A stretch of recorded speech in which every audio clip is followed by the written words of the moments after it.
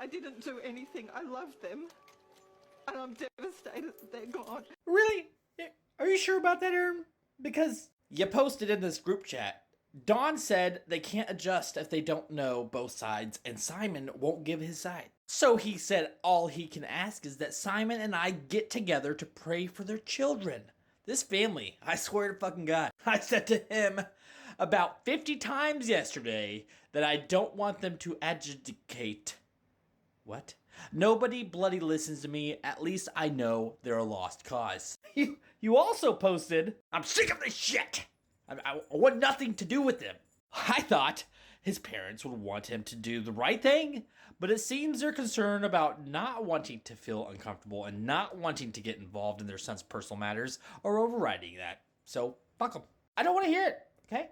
Simon will just be horrible. It'd be gaslighting and abusive, and it will ruin my day. Weasel words about nothing getting involved. So I think I'm going to just move on. You definitely cared about him. I mean, the emotion in those messages in that group chat that you posted clearly show that.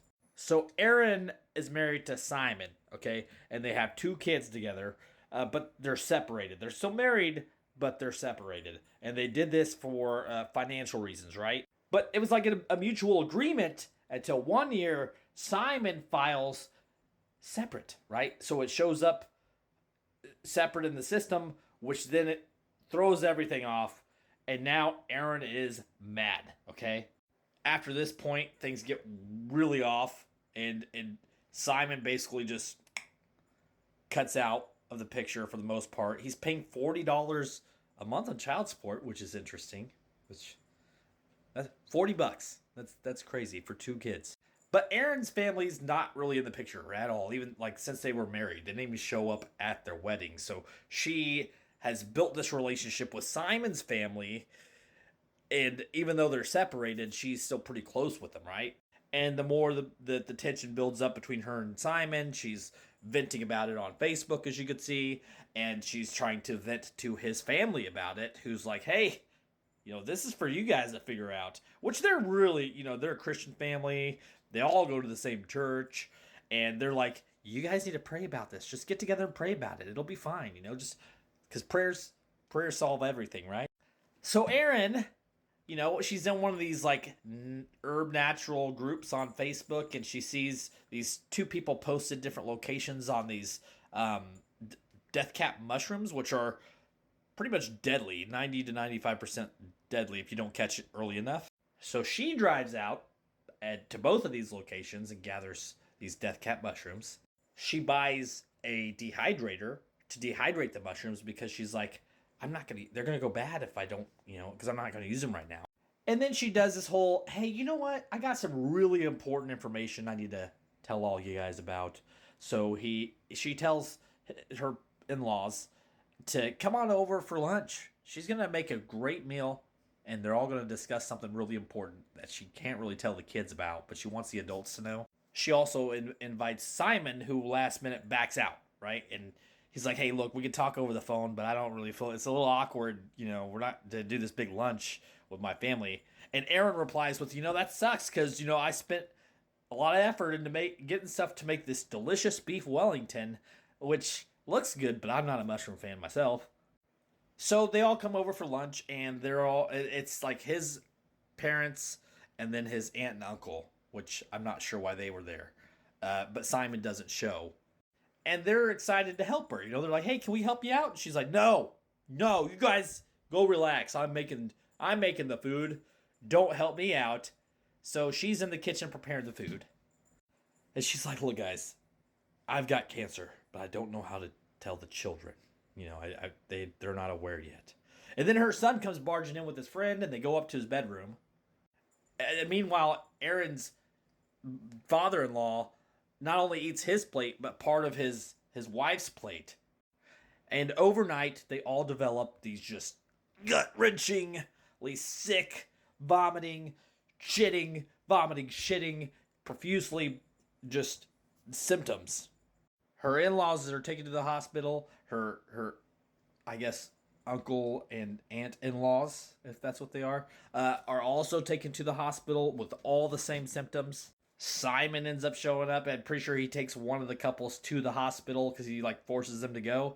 And they're like, hey, does she have a shortage of platery? Because I think they use the word crockery. Because she had an orange plate and we all had gray plates. And Simon's like, I don't fucking know, probably, I don't know. One couple's being treated. The other couple has this doctor that reaches out to the other doctors like, hey, I'm pretty sure these are death cap mushrooms. We need to figure out where the source is. And like the next day, Erin shows up at the hospital. So yeah, I've been a little sick. My tummy hurts. I think I pooped a little bit. And the doctor's like, you're being very calm, but we need to hospitalize you. And then she leaves. Because her kids are in school and she has to go get her kids. That makes total sense. So the doctor's like, we need her to come back here. We're pretty sure she ingested these death cap mushrooms. All of these other family members are dying from this. And by the way, they all die except for one. But during all this, the doctor calls the police. And he's like, hey, this lady needs to get back here, but I can't get a hold of her. But then she shows back up before they get a hold of her. And the doctor's like, we need to treat you. We need to get an IV in your system right now. Where's your children? She's like, I fed them the leftovers and they're fine. And he's like, no, we need your children here right now. And she's like, no, I'm not going to take my kids out of school. It'll be okay. Okay? It's fine. That's not suspicious at all. Well, I got one from this farmer's market and then one from this grocery store. But they end up not finding those products anywhere. She ends up getting released at some point, and then the cops come to her house and they're searching, and they find a cell phone, and then they find another cell phone, but it had been factory reset like 3 times, and she's like, my son had it recently, so I factory reset it. And they're like, well, that's suspicious. Why the fuck would you do that? And then they ask her, hey, did you know how to dehydrate stuff? And she's like, no, never used a dehydrator in my life. But then a CCTV camera at like this warehouse or garage finds, they share footage of her dropping a dehydrator off after the lunch that she had in their dumpster. Like there's just video of it. Of course, the whole time she's playing the innocent role, but the court ends up finding her guilty and she's like life in prison.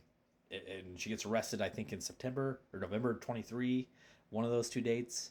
Around there, and she's still there for basically the rest of her life with like minimal, I think 22 hours locked up, and she can only talk to one person through like a vent, but she like refuses to talk to him.